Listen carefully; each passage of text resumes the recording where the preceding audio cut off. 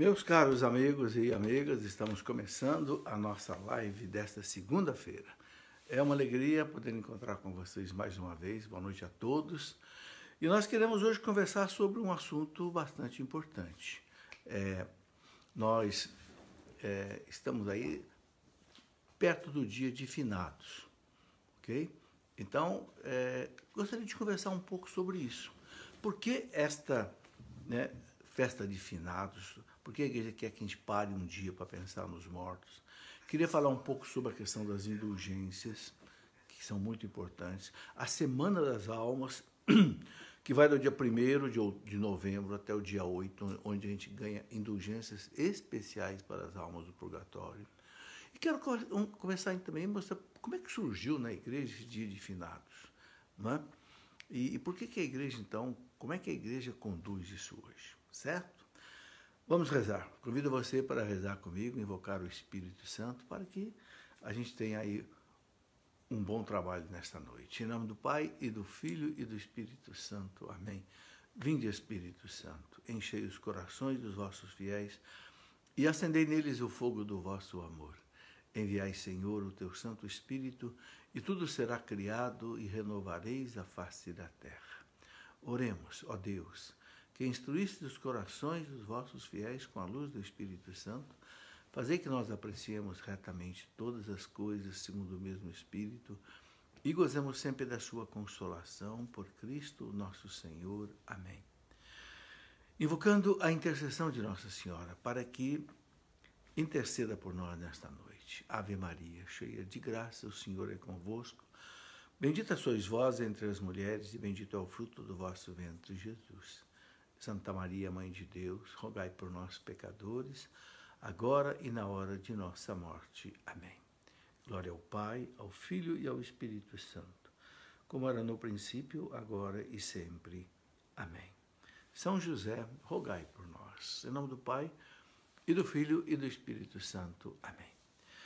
Muito bem, boa noite a vocês que estão entrando aí na nossa conversa. Maria das Dores, Rita de Cárcia, Calil, prazer em recebê-los todos aí na nossa conversa. Edna, da Rosa, Belcholina, Ariana, sejam bem-vindos, boa noite a todos vocês. Queremos conversar então um pouco sobre o dia de finado, não só sobre o dia de finado, mas tudo que envolve essa realidade dos nossos mortos, ok?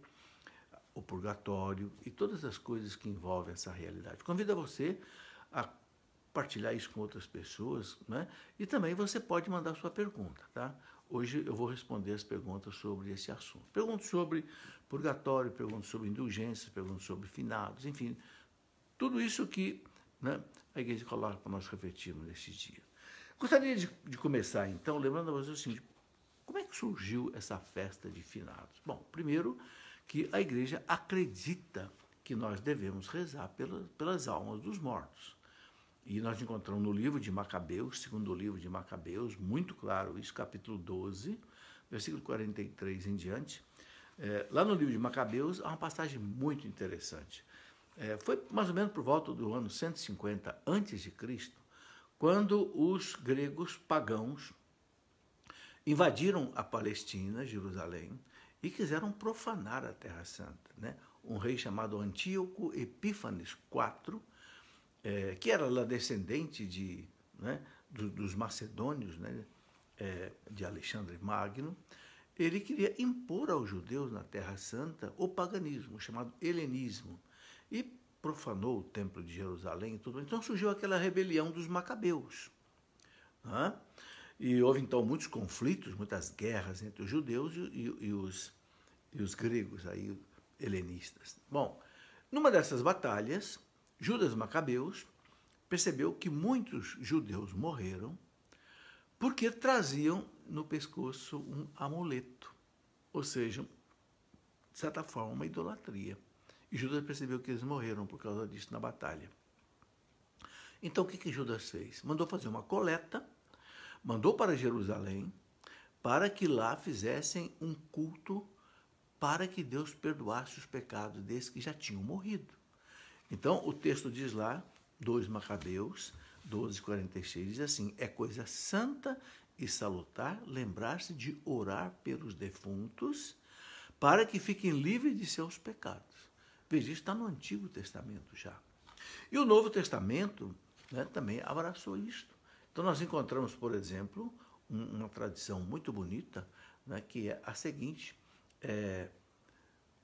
quando os cristãos morriam, eles eram enterrados nas catacumbas de Roma, naquela perseguição romana que foi até o ano 313, e eles celebravam a missa em cima do túmulo dos mártires, pedindo a intercessão dos mártires e rogando pelas almas daqueles que tinham morrido.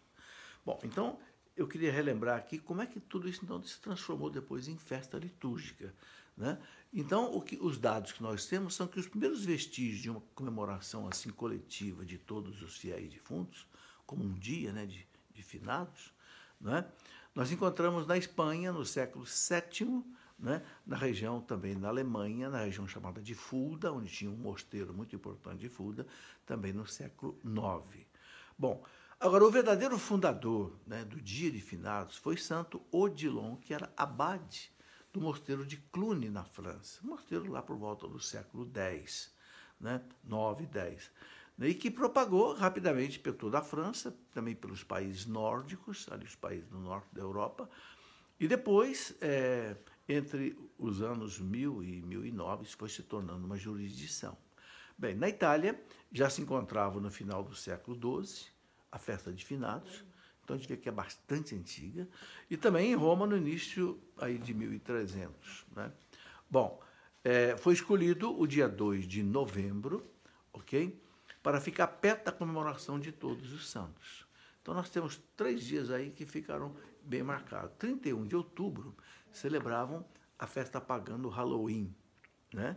Das bruxas, etc. A igreja, né, substituiu a crença do Halloween pela festa de todos os santos, no dia 1º de novembro. E quis colocar, então, em seguida, dia 2, né, de finados, pedindo a intercessão dos santos também pelas almas do purgatório, ok? Então, aí ficou no dia 2 por causa disso.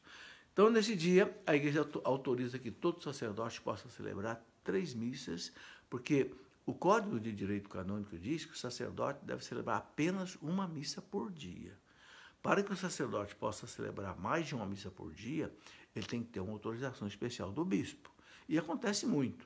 Pela falta de sacerdotes que nós temos, né, muitos sacerdotes celebram mais de uma missa por dia. Mas não é ordinário, é extraordinário. Mas no dia de finados, qualquer sacerdote pode celebrar 3 missas exatamente pelas almas do purgatório. Olha, o que isso já significa? Isso já significa que a missa para o sufrágio das almas do purgatório é uma das atividades mais importantes, juntamente com as chamadas indulgências. Bom, e essa prática, ela remonta ao ano de 1915, veja, 1915, exatamente quando, durante a Primeira Guerra Mundial, o Papa Bento XV, ele julgou que era oportuno, né, exatamente estender para toda a igreja esse privilégio de os padres poderem celebrar 3 missas. Por quê? Porque na Primeira Guerra Mundial morreu cerca de 5 milhões de pessoas. Então, para que essas almas fossem sufragadas, né, então foi feito isso. Bom, eu queria colocar aqui também agora a doutrina sobre isso. Então, nós encontramos, por exemplo, desde o 1º século, vários documentos que falam disso, né? Porque se a gente não tiver uma conceituação correta, a gente também não vive uma prática correta. Então, a gente sabe que existe um documento da igreja do 1º século, lá por volta do ano 100, chamado Didaquê. Didaquê era a doutrina dos 12 apóstolos. Podemos dizer que é como se fosse um primeiro catecismo da igreja. E lá está escrito o seguinte: ao fazerdes as vossas comemorações, reuni-vos, lede as Escrituras, tanto em vossas assembleias quanto nos cemitérios. E o pão purificado, né, onde tem, cuja invocação tiver santificado, oferecei-o orando pelos mortos. Ou seja, a Eucaristia. Então, já no ano 100, a gente tem um documento, a Didaquê, falando da importância da Eucaristia pelo sufrágio dos mortos. E aqui eu quero citar alguns outros documentos. Por exemplo, o Tertuliano, que foi bispo de Cartago, morreu por volta do ano 220, portanto, lá no século III, viveu no século II, século III. Tertuliano, aquele que escreveu aquela frase, né? Vede como se amam. Ele também escreveu, né, para o imperador Antonino, que perseguia os cristãos, né? Imperador, não adianta o senhor ficar matando os cristãos aí nas arenas romanas, porque o sangue dos mártires é semente de novos cristãos. Tertuliano foi um bispo assim muito ardoroso. E ele escreveu o seguinte: a esposa roga pela alma de seu esposo e pede para ele refrigério. Está aí. E que volte a reunir-se com ele na ressurreição. Oferece sufrágio todos os dias no aniversário de sua morte. Está aí, lá na obra dele, De Monogamia, número 10. Então, você vê o ensinamento lá do século II, ok? De um bispo da igreja da região de Cartago. Né? E ele dizia ainda o seguinte: é um pensamento santo, né, e salutar, repetindo o que disse os macabeus, né? Rezar pelas almas daqueles que já morreram. E dizia, e Tertuliano atesta também o uso de sufrágios na liturgia oficial de Cartago, que eram os principais centros do cristianismo no século III. E diz assim: durante a morte e o sepultamento de um fiel, este fora beneficiado com a oração do sacerdote da igreja. Então você percebe que é uma crença da igreja muito antiga, vem lá do século I, vem do século II. São Cipriano de Cartago, que morreu em 258, mártir, bispo de Cartago. São Cipriano dizia o seguinte: ele refere-se à oferta do sacrifício eucarístico em sufrágio dos defuntos, como costume recebido da herança dos bispos e seus antecessores, como herança recebida dos bispos e dos seus antecessores. E ele fala assim nas suas epístolas: é comum encontrar a expressão, abre aspas, oferecer o sacrifício por alguém ou por ocasião dos funerais de alguém. Bom, então fica bem claro que é uma prática muito antiga da igreja, muito tradicional, né? E que vem ali dos apóstolos praticamente para, né, os seus sucessores. Chegou aí até nós. Bom, tem uma citação muito interessante de um pouco mais tarde, né, mas assim muito antiga também. São Gregório Magno foi papa da igreja, doutor da igreja. São Gregório Magno, ele foi papa até o ano 604. Ele dizia o seguinte, né, no que se refere a certas faltas leves, deve-se crer que existe, antes do juízo, um fogo purificador, segundo o que afirma aquele que é a verdade, dizendo que se alguém tiver cometido uma blasfêmia contra o Espírito Santo, não lhe será perdoada, nem no presente século, nem no século futuro. Desta afirmação, podemos deduzir que certas faltas podem ser perdoadas no século presente, ao passo que outras no século futuro. O que São Gregório Magno está explicando? Ele está dizendo assim: o pecado contra o Espírito Santo não tem perdão, nem nesta vida e nem na outra. O pecado contra o Espírito Santo é o endurecimento do coração, né? É o fechamento total para a graça de Deus. Bom, mas ele fala, se esse é o único pecado que não pode ser perdoado neste século ou no outro, nesta vida, então há faltas que possam ser perdoadas na outra vida, ou seja, depois da morte da pessoa. Só que aí, né, esse perdão para as almas não é mais conseguido pela própria alma que está lá no purgatório, mas é conseguido pela oração da igreja que está no céu e da igreja que está na terra. Porque você sabe que a igreja ela existe em 3 dimensões, né? A igreja triunfante no céu, que já lá triunfa com Deus. A igreja militante na terra, militar quer dizer lutar, e a igreja padecente no purgatório. A igreja ensina que as almas do purgatório não podem fazer mais nada por elas, pela santificação delas. Por quê? Porque com a nossa morte termina o tempo de conquistar méritos diante de Deus. O que são méritos? Toda boa ação que você faz, oração, penitência, caridade, etc., a gente adquire mérito diante de Deus, ok? Mas isso termina com a morte. Depois da morte, a gente não consegue mais obter méritos. Por quê? Porque você não está mais na sua pessoa integral. houve a morte, separou a alma do corpo. Então, a alma se purifica no purgatório como? Pela intercessão da igreja que está no céu e pela intercessão da igreja que está na terra. Aí, a questão das indulgências. Ok? Então, é assim que recebe o sufrágio. São João Crisóstomo, que foi bispo, doutor da igreja em Constantinopla, que foi mártir no ano 407, São João Crisóstomo diz assim: levemos-lhe socorro e celebremos a sua memória. Se os filhos de Jó foram purificados pelo sacrifício de seu pai, na vida de Jó, né? Por que duvidar que as nossas oferendas em favor dos mortos lhes leva alguma consolação? Não hesitemos em socorrer os que partiram e em oferecer as nossas orações por eles. Está lá numa homilia de São João Crisóstomo, doutor da igreja, sobre a primeira carta aos Coríntios. Bom, ele diz assim: os apóstolos, veja, essa citação é muito importante, os apóstolos instituíram a oração pelos mortos e essa lhes presta grande auxílio e real utilidade. Está aí. Tá? Essa é uma reflexão que ele fez sobre a carta aos Filipenses de São Paulo. Vou repetir. Os apóstolos instituíram a oração pelos mortos. E esta lhes presta grande auxílio e real utilidade. Então, São João Crisóstomo, que é do século IV, ele está dizendo que os apóstolos instituíram a oração pelos mortos. Ora, os apóstolos também receberam de Cristo toda a formação deles. Isso dá a nós realmente uma segurança muito grande em ter certeza de rezar pelos mortos. Quero colocar mais uma citação de São Cirilo, bispo de Jerusalém, muito importante, né, que morreu no ano 386 e que pregava suas catequeses na Basílica do Santo Sepulcro, em Jerusalém.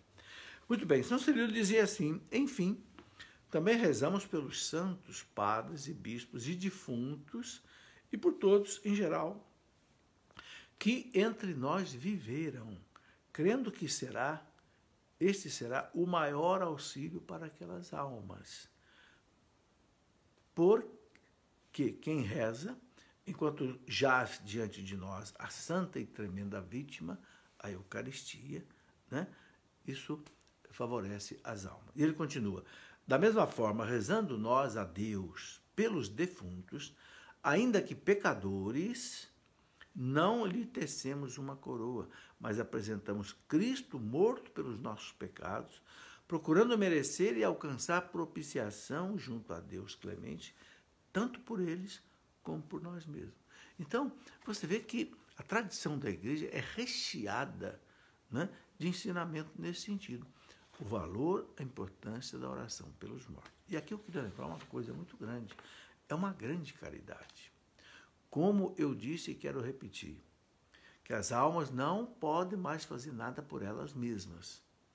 Somos nós e a Igreja do Céu que as socorremos. Então, é uma caridade tremenda. Por isso que você nota o seguinte: em todas as orações eucarísticas da igreja, da missa, as 8, 10 tipos de orações, em todas elas há um momento em que a igreja oferece o sacrifício de Cristo pelas almas do purgatório. É o chamado momento dos mortos, ok? Porque a igreja realmente acredita nisso. Você sabe que a igreja reza conforme ela crê conforme ela reza. É o lex orandi, lex credente. Bom, São Cirilo de Alexandria, de Jerusalém, ainda dizia o seguinte: em seguida, na oração eucarística, mencionamos os que já dormiram. Mencionamos, fala o nome deles, ok? Primeiro os patriarcas, os profetas, os apóstolos, os mártires, para que Deus, em virtude de suas preces e intercessões, receba a nossa oração. Então acredita também na intercessão deles, tá certo? Depois rezamos pelos nossos santos pais e bispos falecidos, e em geral por todos que já dormiram antes de nós. Acreditamos que essa oração aproveitará sumamente as almas pelas quais é feita, enquanto repousa sobre o altar a santa e temível vítima. É o próprio Cristo no altar, na consagração. Bom, e aqui tem outras citações ainda importantes dele, que ele diz assim: quero neste ponto convencer-vos por um exemplo. Aí ele dá o exemplo, ele diz assim: sei que muitos dizem que aproveita a alma que passou deste mundo em pecado ou sem ele, se o recordam na oferenda. Aí ele coloca esse exemplo assim: se um rei, porventura, banir cidadãos subversivos, mas depois os súditos fiéis tecem uma coroa e a oferecem ao rei pelos que estão cumprindo pena, não é certo que lhes considerará o perdão dos castigos? Ele faz essa comparação. Um rei que baniu, né, alguns, não sei, que cometeram crimes e tal, mas depois alguém vem, testa uma coroa para o rei, um coroa de ouro e tal, pedindo perdão a ele, o rei não vai conceder? Diz ele que concederia, né? Aí diz, da mesma forma, nós oferecendo a Deus preces pelos mortos, sejam ou não pecadores, oferecemos não uma coroa tecida por nossas mãos, mas oferecemos o próprio Cristo crucificado por nossos pecados. Assim, tornamos propício o Deus, amigo dos homens, aos pecados nossos e deles. Notou que beleza de comparação? Ele fala, se um rei, né, bane aí alguém que teve um mau procedimento, mas se ele aceita que as pessoas façam uma coroa, entregam para ele e tal, para o perdão desses que erraram, quanto mais Deus não vai atender a nossa oração pelos mortos e também por nós vivos, se nós oferecemos não uma coroa para o rei, mas oferecemos o próprio Cristo crucificado. Porque o que nós oferecemos na missa a Deus é o Cristo crucificado. Quer dizer, oferecemos uma oferta de infinito valor. Né? Muito bem, tem muitas outras citações, eu não vou colocar todas aqui agora, né, por causa do tempo, né? Mas eu queria colocar aqui uma coisa importante. Né? Como eu falei, em todas as missas, em qualquer uma das orações eucarísticas, aparece isso. Eu queria relembrar essas orações. Por exemplo, numa delas, na oração eucarística quarta, está escrito assim: lembrai-vos também dos que morreram na paz do vosso Cristo e de todos os mortos, dos quais só vós conheceis a fé. A oração eucarística segunda diz assim: lembrai-vos também dos nossos irmãos e irmãs que morreram na esperança da ressurreição e de todos que partiram desta vida, acolhei-os junto a vós na luz da vossa face. Você vê, você que vai à missa todo dia você escuta essa oração, porque normalmente a oração diária é a oração segunda, né? E depois tem outro, a oração eucarística sexta, nona, quinta. Por exemplo, a quinta diz assim, olha: a todos que chamaste para outra vida, na vossa amizade, e aos que morreram marcados com o sinal da fé, abrindo os vossos braços, acolhei-os, que vivam para sempre bem felizes no reino que para todos preparaste. Então você vê que, né, a igreja tem uma convicção muito grande disso. Bom, o nosso catecismo, que é assim a base da nossa doutrina, diz no parágrafo 958 o seguinte: reconhecendo cabalmente esta comunhão de todo o corpo místico de Jesus Cristo, a igreja terrestre, desde os primeiros tempos da fé cristã, venerou com grande piedade a memória dos defuntos. Quer dizer, a igreja sempre lembrou da memória dos defuntos, né? E aí, uma coisa muito interessante que tem aqui no parágrafo 958 do Catecismo, que confirma que quando nós rezamos pelas almas do purgatório, elas também rezam por nós. Veja, isso está no Catecismo da Igreja, eu vou ler para você. Tem gente que não acredita que as almas rezam por nós, mas está aqui, ó, parágrafo 958 do Catecismo, diz assim: a nossa oração por eles quem está falando das almas do purgatório, pode não somente ajudá-los, mas também torna eficaz a sua intercessão por nós. Entendeu? A nossa oração pelas almas do purgatório não só ajuda no sufrágio delas, na purificação delas, para que vão para o céu, mas também torna eficaz a sua intercessão por nós. Então nós podemos sim pedir intercessão das almas do purgatório. Eu me lembro quando eu era criança, minha mãe, quando a gente tinha alguma dificuldade, uma prova difícil que tinha que fazer, falava para ela, falou: vou acender uma velinha para as almas do purgatório. Você sabe que a vela é como se fosse assim uma oração, é uma oferta, né? Então, eu vou acender uma vela pelas almas do purgatório para que ela ajude você nessa prova, etc. Os antigos acreditavam muito nisso. E eu queria lembrar também o ensinamento do Papa João Paulo II. Aí é um Papa falando. Veja, o Papa João Paulo II, naquela encíclica dele, Reconciliatio Penitência, Reconciliação e Penitência, número 12, o Papa João Paulo II, quando fala dos defuntos, ele diz assim: a Igreja do Céu, a Igreja da Terra e a Igreja do Purgatório estão misteriosamente unidas nesta cooperação com Cristo para reconciliar o mundo com Deus. Então, para falar essa união. E aí, ele coloca o seguinte, nesse mesmo documento dele, número 31. É inegável a dimensão social do sacramento da confissão, que é uma encíclica sobre a confissão, né? No qual é toda a igreja militante na terra, padecente no purgatório e a triunfante no céu, que intervém em auxílio do penitente e acolhe de novo em seu seio. Quer dizer, o Papa está dizendo que as almas do purgatório, a igreja do céu, reza por aquele penitente que se confessa. Ele fala, tanto mais que toda a igreja fora ofendida e ferida pelo seu pecado. Olha que reflexão bonita o Papa diz. Quando alguém se confessa, o pecado do pecador, ele fere toda a igreja. Por quê? Porque cada um de nós é membro do corpo de Cristo.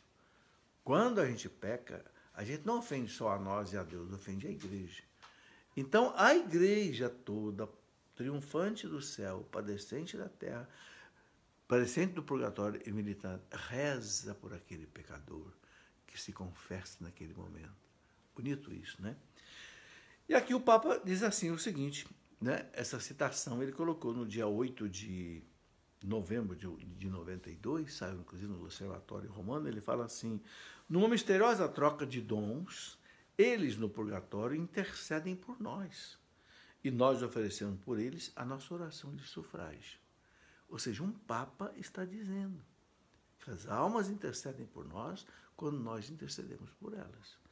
Depois, no dia 2 de novembro de 94, ele repetiu o seguinte, os vínculos de amor que unem pais e filhos, esposas e esposos, irmãos e irmãs, assim como os ligames de verdadeira amizade entre as pessoas, não se perdem nem terminam com o indiscutível evento da morte.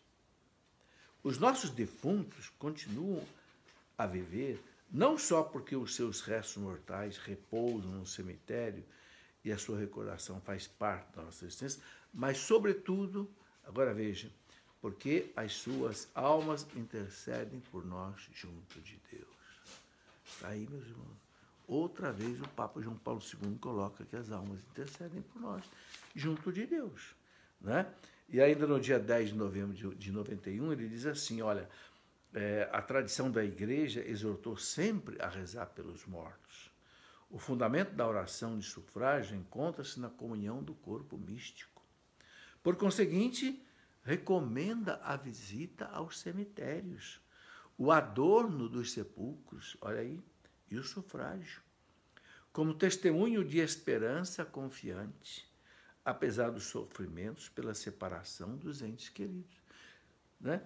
Por isso que ele recomenda, e você sabe que existe a Semana das Almas do Purgatório, que vai de 1 até 8 de novembro, que a pessoa ganha indulgência plenária pelas almas do purgatório. Ok? Isso que o Papa tá dizendo aqui, né? E eu quero explicar, vou responder aqui, tem aqui 3 perguntas, vou respondê-las, e depois eu quero explicar um pouco essa questão da indulgência pelas almas. Bom, a Márcia pergunta assim, queria que o senhor desse sua opinião sobre os 3 dias de escuridão da profecia de Padre Pio. Bem, veja bem, a igreja não confirma as revelações particulares. A igreja diz assim, né? Não é uma revelação pública. Pública quer dizer, não é aquilo que está na Bíblia, na revelação que a igreja não tem dúvida. As revelações particulares, por exemplo, aquelas 15 orações de Santa Brígida, essa colocação do Padre Pio. A igreja não obriga que a gente acredite. Quem quiser, acredite. A igreja chama de livre uso da fé. Ok? Mas a igreja não diz assim, eu empenho a minha palavra que isso vai acontecer. A igreja não coloca isso. Ok? Porque os próprios santos, eles tiveram algumas, não quero dizer erro, mas tiveram algumas interpretações sobre revelações que eles tiveram, que não é muito fácil. Vou colocar aqui um exemplo. Quando a irmã Lúcia recebeu o tal terceiro segredo de Fátima, que o Papa João Paulo II mandou que fosse revelado, né? Então o cardeal Ratzinger, que depois se tornou o Papa Bento XVI, revelou o terceiro segredo de Fátima e foi conversar com a irmã Lúcia e mostrou para ela qual é a interpretação que a congregação da fé tinha tido. E a irmã Lúcia disse, é isso mesmo. A mim coube receber o segredo, a igreja cabe interpretar. Então, esses 3 dias de trevas do Padre Pio, nós não somos obrigados a acreditar assim, como está escrito aqui. Ok? Quem quiser acreditar, que acredite. Agora a igreja coloca o seguinte, como ela não confirma como algo revelado, como o caso da Bíblia, a gente não deve impor isso aos outros. Se você quiser acreditar, acredite. Não quiser acreditar, não acredite, mas não imponha. Aí está baseado naquilo que Santo Agostinho dizia. Na essência, a unidade. O que é a essência? Aquilo que está no catecismo da igreja. É a doutrina básica. Na essência, a unidade. Na dúvida, a liberdade. É esse caso. A dúvida, então liberdade. Quem quiser acreditar, acredita. Quem não quiser, não acredita. Em tudo, ele dizia a caridade. Quer dizer, não vamos brigar por causa disso. Ok? O importante é o seguinte, se houver ou não houver os 3 dias de trevas, a gente tem que estar sempre preparado. Sempre a recomendação que Jesus sempre colocou para todos os eventos, vamos dizer assim, escatológicos, foi isso. Estar preparados. A gente não sabe que Jesus cansou de dizer, não, a pessoa não sabe qual é o dia que isso vai acontecer. Cristo voltará num dia assim, como a surpresa de um ladrão. Não como um ladrão, mas como a surpresa de um ladrão. Então, não sei, aí não há uma obrigatoriedade de crença. Agora, a pessoa pergunta a minha opinião. Não sei. Eu não acredito e nem não acredito. Ok? Eu deixo assim, vamos dizer, a coisa suspensa. O que eu procuro fazer? Estar preparado. Estar preparado, porque se vier esses 3 dias, amém. Se não vier, amém. Eu quero estar preparado para qualquer coisa que vier. Paloma Souza, por que às vezes sentimos medo de quem já morreu? Paloma, eu acho que aí é uma coisa psicológica, né? É porque se trata de uma coisa do além, né? Se trata de algo desconhecido, né? Tudo aquilo que é desconhecido, a gente tem medo, né? Por que os antigos temiam o trovão, o raio, achavam que era voz dos deuses, ira dos deuses que jogava fogo do céu, porque eles não entendiam nada de eletricidade. Eles não sabiam que uma nuvem descarregava eletricidade para outra menos carregada, então aí tinha um raio, ou descarregava para a terra. Né?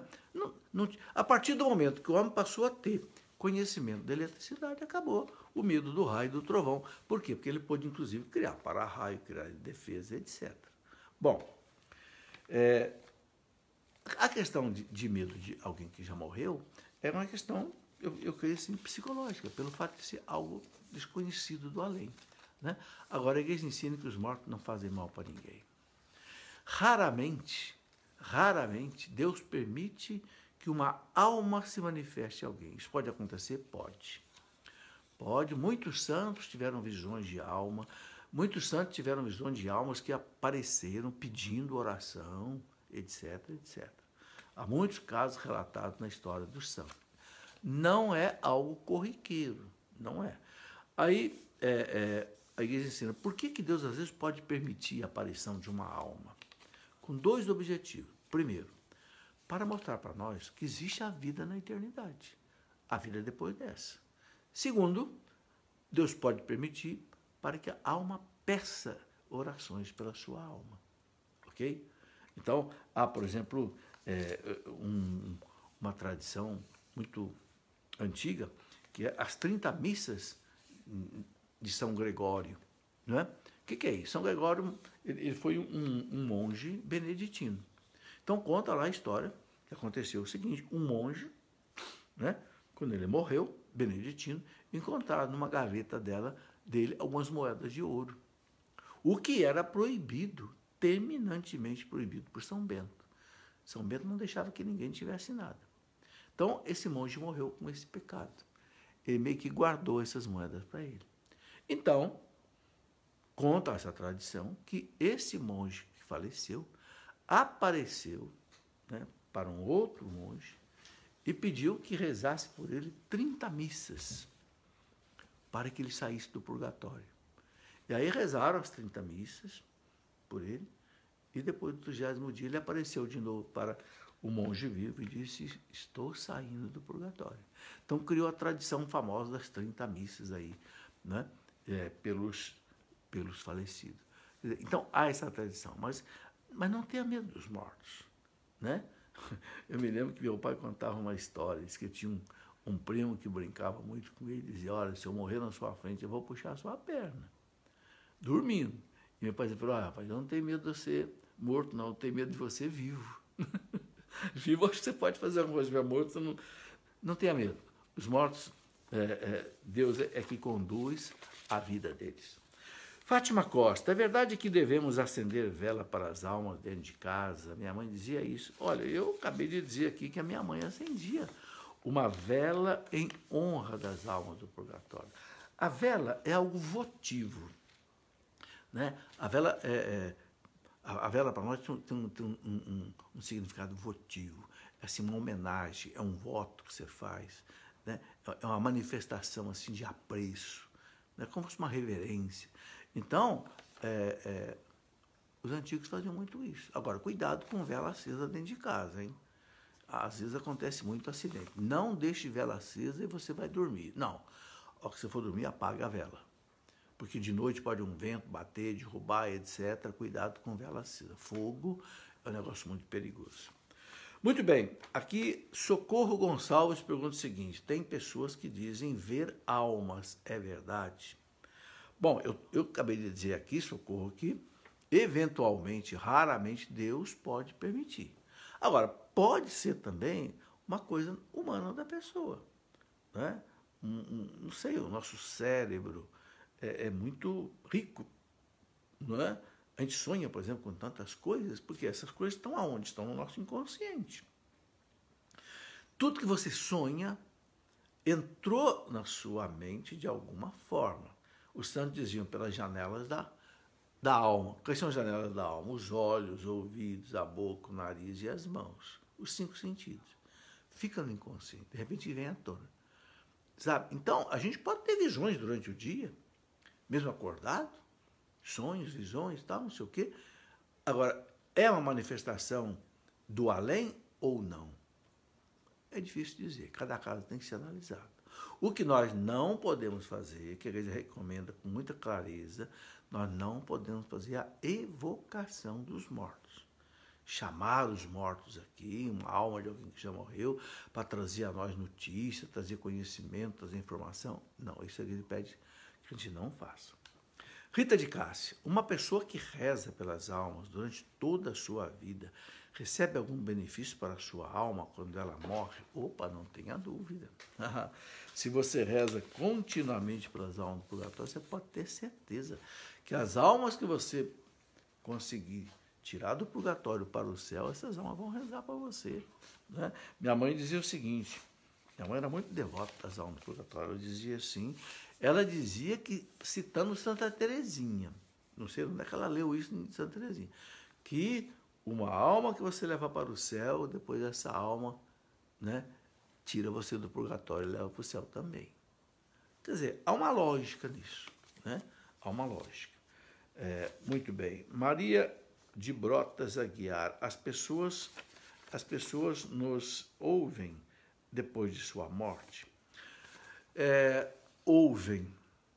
Só que esse ouvem aí, vamos entender melhor esse ouvem, porque lá no purgatório a pessoa já não tem mais ouvido, como nós estamos aqui, né? Elas ficam sabendo da nossa intercessão Como? Através de Deus. Ok? As almas do purgatório estão ligadas com Deus. Não é um vínculo de comunhão como no céu. Não, há um canal entre Deus e essas almas. Ok? Então, é através de Deus... Por exemplo, as pessoas perguntam assim, para explicar melhor. Será que Nossa Senhora é onisciente, sabe tudo? Como é que Nossa Senhora recebe o pedido de todo mundo ao mesmo tempo, no mundo inteiro, e atende todo mundo? Como é que ela fica sabendo de tudo isso e atende? Porque ela está em Deus. Deus é infinito. Deus pode receber a oração do mundo inteiro e responder imediatamente a todo mundo, porque ele é onipotente, onisciente e onipresente. Os santos, os anjos, não têm essa qualidade de onipotência, onisciência, onipresença. Mas como eles estão em comunhão com Deus, eles participam desse poder de Deus.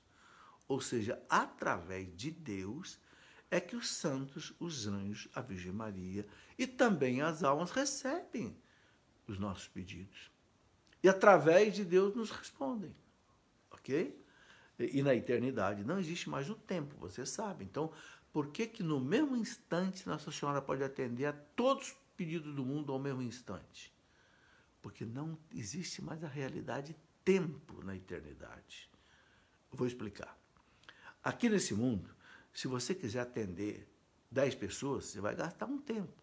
Não sei, 15 minutos para cada um. Na eternidade, não. Na eternidade, como não existe o tempo, você atende as 10 pessoas no mesmo instante. Você vai dizer, é difícil de entender. É difícil mesmo. O Dr. Albert Einstein, na teoria geral da relatividade, mostrou que o tempo aqui nesse mundo já é relativo. Ok? Imagina então, na eternidade, onde ele não existe. Não é? Muito bem. Sônia Macedo, como saber o nome do nosso anjo da guarda? Ô, Sônia, a igreja não explica isso. A igreja diz que nós não temos como saber o nome do nosso anjo da guarda. A igreja não tem uma orientação para isso, não confirma que seja possível a gente saber o nome do anjo do purgatório, ok? Eu sei que muita gente dá o nome do seu anjo, mas de repente pode estar dando o nome errado. Porque o nome do anjo é dado por Deus, ok? Não sei, a igreja não fala se é possível que algum anjo revele ao seu protegido qual é o seu nome. Não sei explicar porque a igreja não explica. Eu não sei explicar o que a igreja não explica. E nem eu arrisco colocar uma opinião. Né? Sandra Regina gostaria de saber se é pecado ser jurada de uma festa de Halloween. Deus perdoa. Sandra, mais importante que ser pecado ou não ser pecado, o importante é não participar de festa de Halloween. Por quê? Porque a festa de Halloween, como nós sabemos, celebrada dia 31 de outubro, é uma festa pagã.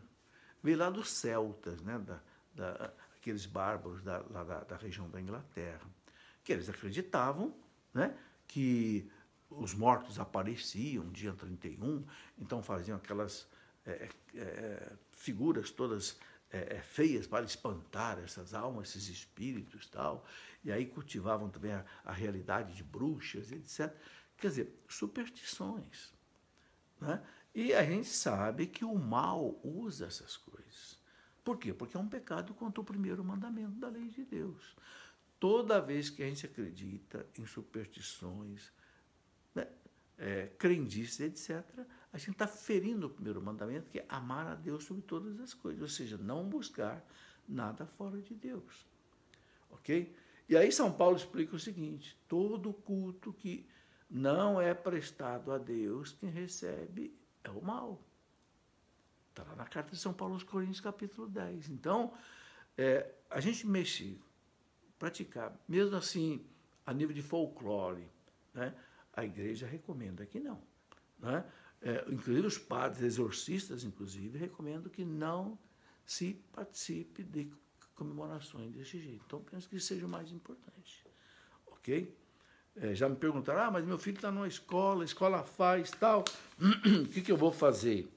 Bem, se eu tivesse um filho numa situação dessa, eu ia lá na escola e dizia, olha, com todo respeito, quero pedir a vocês que meu filho não participe dessa atividade porque não está de acordo com a nossa fé.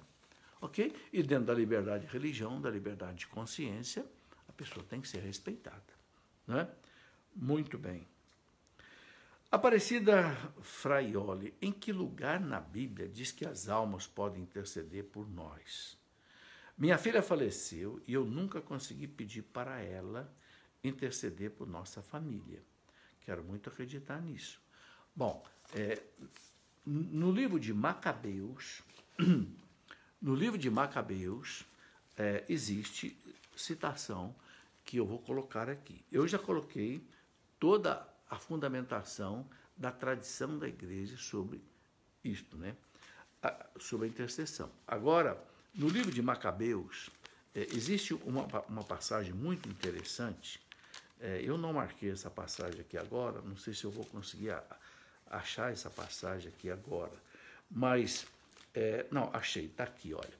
Se você quiser conferir aí, o segundo livro de Macabeus, capítulo 15, né? Em que é aquele mesmo episódio em que Judas Macabeus estava lutando contra aqueles gregos pagãos que queriam implantar o paganismo na Terra Santa, em Jerusalém, etc. Então Judas teve uma visão do sacerdote Onias, que já tinha morrido, intercedendo por eles. E depois viu também o profeta Jeremias intercedendo por eles. Então, quero ler para você aqui a passagem. Né? Então, está aqui, capítulo 15, da segunda carta segundo livro dos Macabeus. Né? Eu vou ler aqui um trecho. Assim armou a todos, não com segurança que vem das lanças e dos escudos, mas com a coragem que suscitam as boas palavras. É Judas Macabeus falando.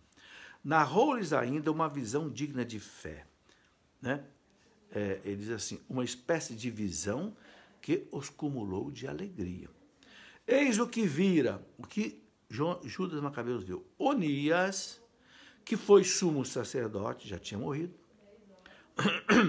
homem nobre e bom, modesto em seu aspecto, de caráter ameno, distinto em sua linguagem, exercitado desde menino na prática de todas as virtudes, com as mãos levantadas, orava por todo o povo judeu.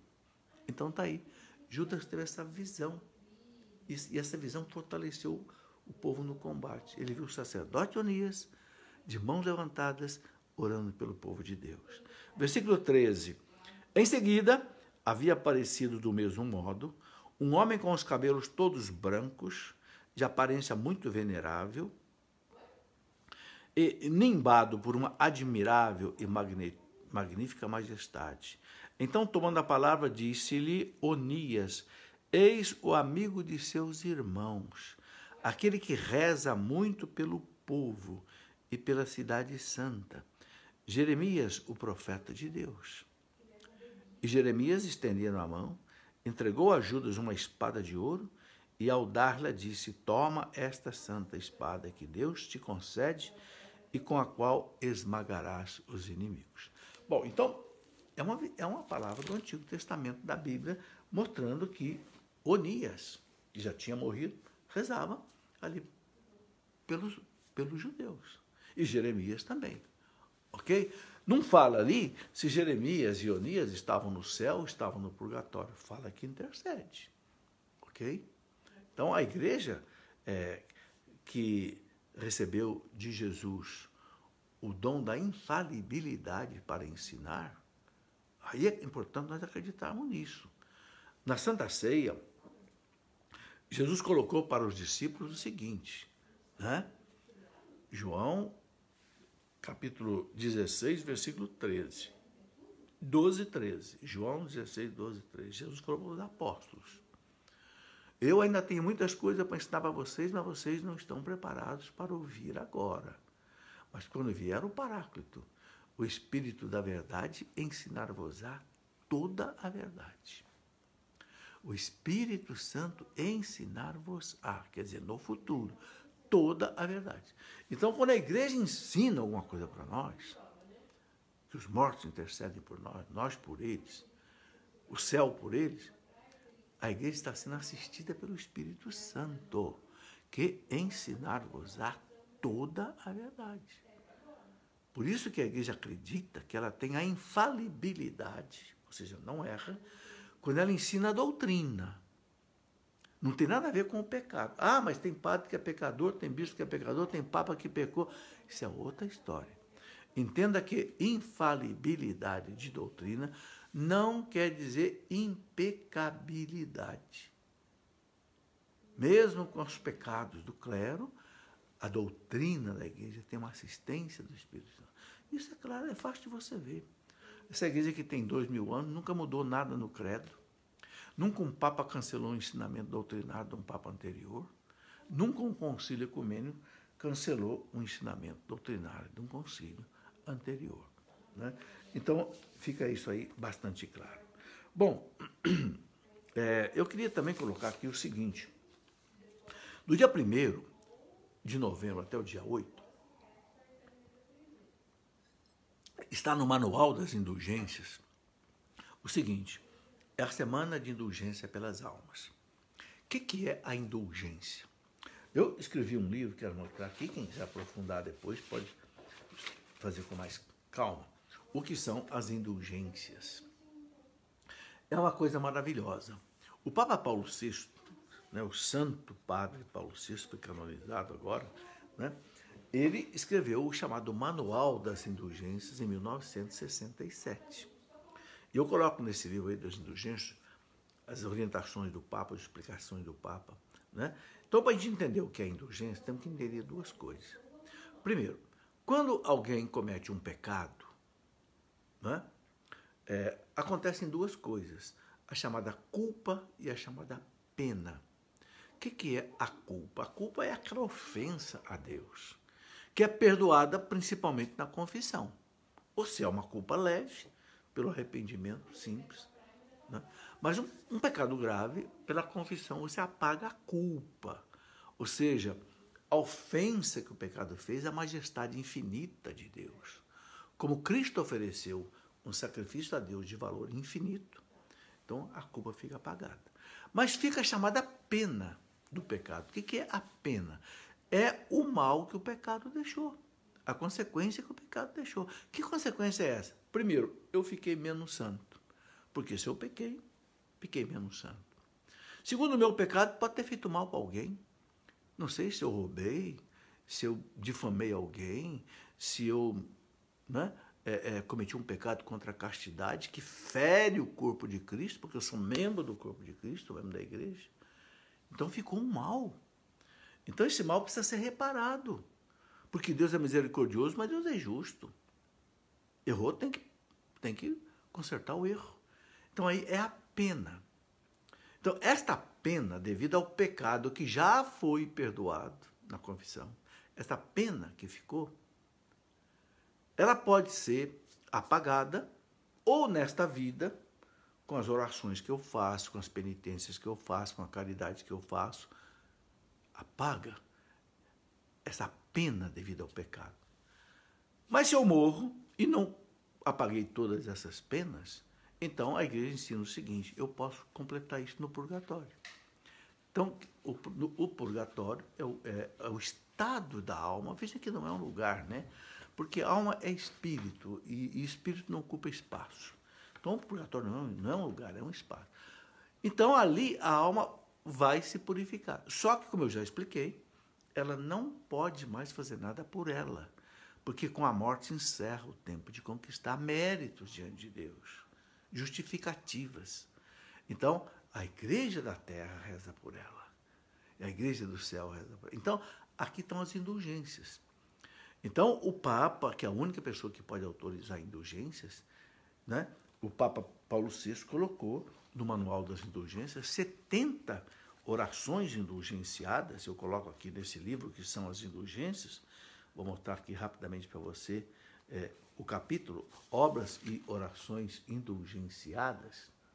Tem 70 tipos de orações e atividades que levam sufrágio às almas do purgatório ou a nós. Veja, a indulgência ou você oferece a uma alma do purgatório ou para a sua alma. Não pode oferecer para uma pessoa viva, ok?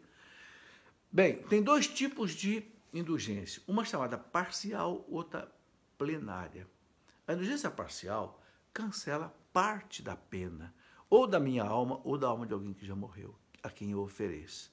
Então, por exemplo, muitas coisas dessas 70 orações que tem aqui no Manual das Indulgências, você tem ideia, um simples sinal da cruz bem feito, né, consegue indulgência parcial.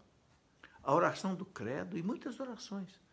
Agora, para conquistar uma indulgência plenária, para que a alma saia do purgatório, ou seja, plenamente ela fica santificada, o que é preciso?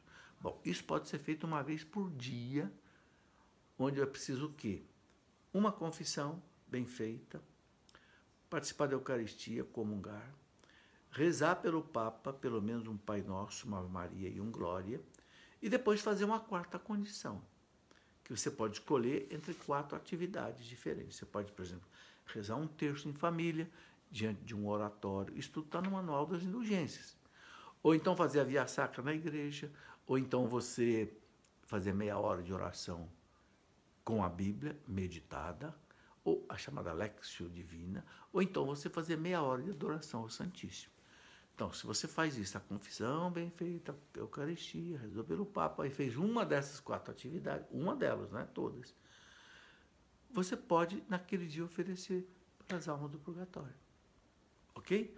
Gente, quanta gente reza o texto todo dia, quanta gente faz meia hora de adoração ao Santíssimo, é só você completar isso com a missa e com a Eucaristia e pronto. Não precisa ser uma confissão para cada dia, claro que não. A confissão você faz quando você precisar. Agora, a indulgência especial das almas do purgatório, do dia 1 a 8 de novembro, que está no Manual das Indulgências, o que você precisa?